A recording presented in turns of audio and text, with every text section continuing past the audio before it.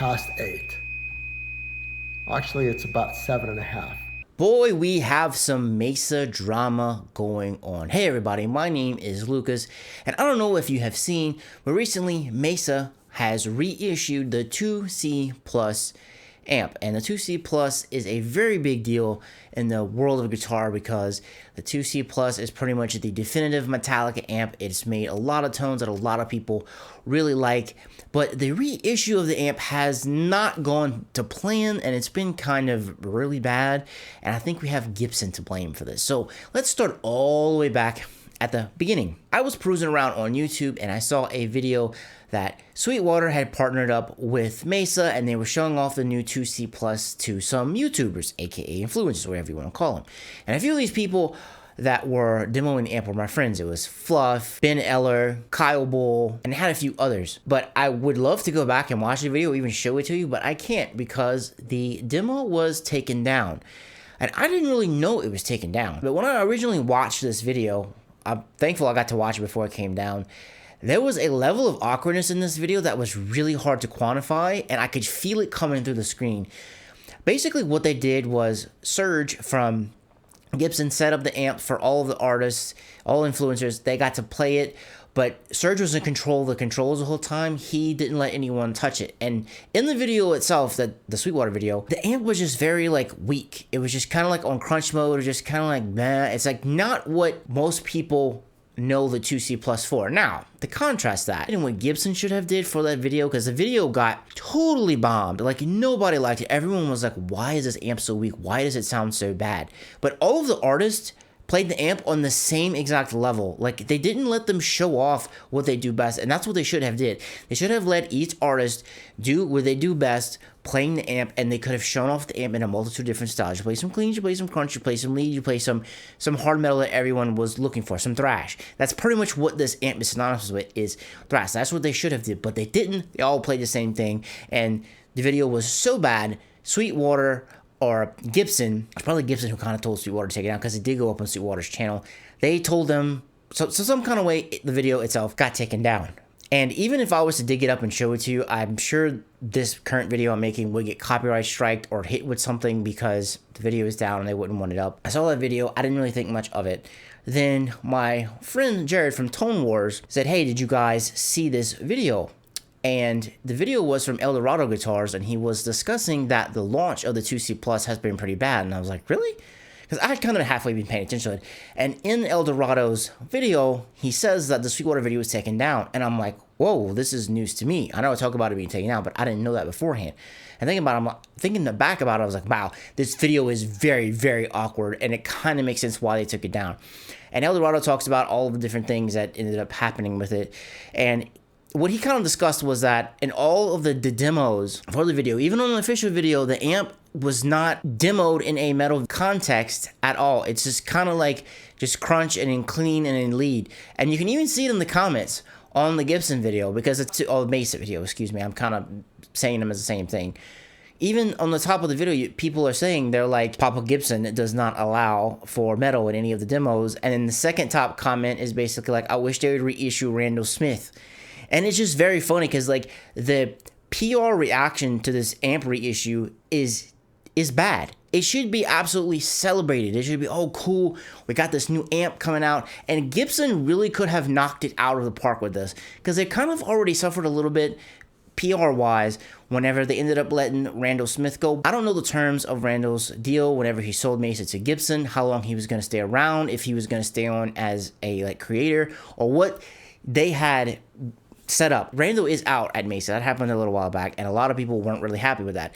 Gibson could have completely buried that, won everyone back over and said, hey, here's the Mark IIc Plus. It's reissued. It's awesome, but so far the reception to it has been bad, and the PR from it has also been really bad. Talking about the amp itself, it's literally just a one-to-one reissue. That's from everything I've seen. Correct me if I'm wrong, please. If I get anything wrong, please correct me in the comments down below. I'm always open to corrections if I'm wrong. It seems just to be like a one-to-one recreation of the amp. I don't know if they updated it. I don't know if they put any new technology in it. I don't know what they did to it. It doesn't really look like they did anything new, which it kind of would be on Gibson's path if they didn't do anything new, because it's kind of like what Gibson does.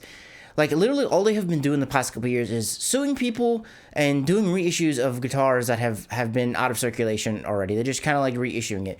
Reissuing a guitar is a little bit easier than reissuing an amp, as guitars really haven't really changed a whole lot, and there's not that much variation that can kind of go wrong with it, if you understand what I mean.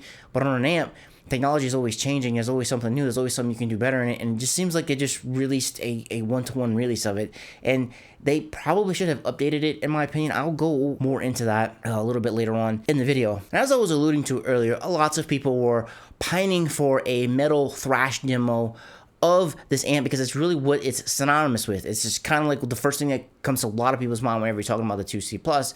And when I was laying down to go to bed last night, I actually came across a really awesome video from Mr. JHriffs, and he literally plays 8 minutes of Metallica demos with the new 2C+, and it's absolutely amazing. And it's a vertical video with a camera mic, and it's cool and it sounds great.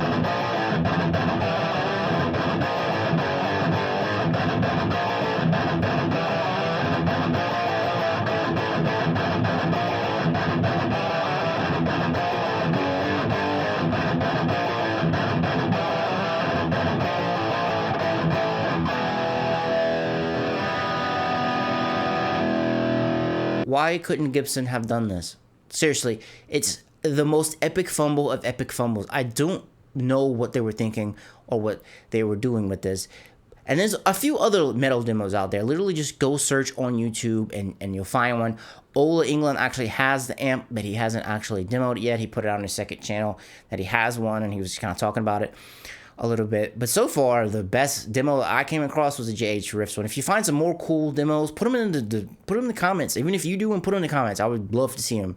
Love to listen to them. There is another interesting little thread that is going on with the reissue of the 2C+. Now, I woke up this morning, I was sitting down to watch some YouTube, eat some breakfast, and I came across a very interesting video from Mr. Paul A. I'm not going to pronounce his last name because I'm going to absolutely butcher it. The Mesa itself has what I've kind of coined called the Boogie whistle. And let me let you see what I'm talking about. Not too bad, but I wanted to dial it in a little bit more, so I want you to listen to this. Listen to the amp, right, because you can clearly hear it.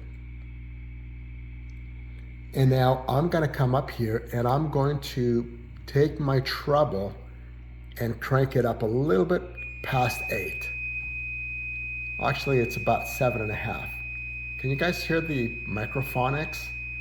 So I barely touched from 7 to 7.5. And it starts whistling. So what happens if I pull the bass to get my pull shift? So the only way to offset this is I gotta lower treble or increase my treble and lower the drive, or increase the drive and lower my volume 1. Or drop this, bump this up, but now it's gonna start whistling again. And if I go to my master, it really amplifies it. So is this what they meant? 100% this is what they meant. Now, as you can hear, there seems to be quite a lot of microphonics going on. And the first thing I know a lot of you are thinking, Lucas, that is 100% a bad set of tubes. There's probably what it is. There's no way that it would sound that bad. It's probably 100% the tubes. Well, Mr. Paul did another video, an update video to that, and he tried that. And sure enough, that's how I found out about it. So again, let me be clear. I've swapped so I took it back to the shop where I bought it. Fantastic people, absolutely fantastic people. They work with me. They brought in Mesa IIC, the local guy. They got product engineering on an email chain, and they said, let's replace, their microphonic tube. There's an issue, so we swapped out the 12AX7 V1. That didn't change anything, so we went with the SP, is it SPAX7, and that didn't change anything either. So we replaced V1, V2, V3, V4, even swapped out V5 with the 12AX7s, but ultimately we ended up with V1 through V4 with SPAX7s, and nothing's changed. So, I'm not taking it back. I love my amp. I'll figure out, to dial it differently so I don't get the harmonics and that microphonics. And at the same time, I'm going to look at alternate tubes. So a few people suggest that I look at various tubes. So I'm going to do that and try it out. I'll keep you guys posted. So anything that I come up with from a fix or makes it better, I'll share. So please like, subscribe, and you'll be notified whenever I get updates on my 2C Plus reissue. So as Paul said, he went to where he bought the amp. They changed everything out. They tried it. It still had that Boogie whistle. Just to give some contrast, Paul grabbed his other Mesa, it's a Mark III, and he tried doing the same things he did on the Mark II, and this is what happened.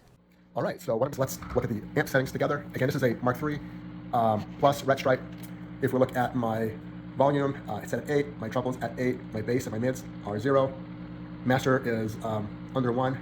Lead drive pretty saturated, and my lead master also pretty saturated. The only knobs that are pulled are the treble and the lead drive. So again, you expect it to squeal, just like the 2C Plus reissue. Let me go ahead and take this to 10. Take my treble to 10. Take my volume 1 to 10. Pull my pull the bass. Put my lead master to 10. Pull that. And now I'm starting to hear a little bit of hum, but I would not call that a microphonic. So that experience has been the same for me on my 2B, on my Mark III Plus black stripe, on my Mark IV, on this red stripe. So needless to say that when I got and I heard my 2C Plus reissue, I was not expecting that at all. And if you listen to my first playthrough video, at the very end, that's what caught my eye. And even on the older Mesas, it didn't have this whistle that was going on. Now, you're going to have amp hum. Amp hum is going to happen. That is natural. You click on the gate, it goes away, right? But this absolute whistle of harmonics that is going on, that is not natural at all. So I have no idea what is going on with the new 2C Plus. I don't know what Mesa has done that whistle is going on. I don't know if that is a defect. I'm sure that will get solved and talked about. I really wish some of the awesome amp techs on YouTube would get one and buy it and check it out and make a video on it, or someone can bring it to them so that they can actually check it out and see what's going on, because I'm really curious what's going on. And from here, I kind of want to pivot and talk about something really else. Thank you so much for sticking around, guys. I promise I'll get you out of here really soon. So Randall Smith sold his company to Mesa recently, and another legendary amp maker, Mr. Mike Sodano, recently sold his company to Boutique Ampworks, aka Bad. And I'm just addressing this because I kind of want to put both of them up beside each other just to let you see what kind of happened. So Mike sold the company, but he stayed on as Bad as an advisor, so he gets to create new amps. He's not making them anymore. He doesn't have to run the business anymore, so he just gets to kind of like come up with cool amps. So one of the first things they did, they shut down for a little while. They reissued the SLO 100, and he made upgrades to it that he's been wanting to do forever. And for the most part, everyone loves that amp. They had to kind of redo the power section because D Young wasn't making them anymore. They got bought. It's a whole thing. To me, the coolest thing that they did, and I'm going to compare this up against the 2C Plus, was they reissued the X88 preamp, but they called it the X88 IR. They added IR technology to it that Synergy has been using. They put a bunch of switches on it. They reissued it, but they modernized it and they made it really cool.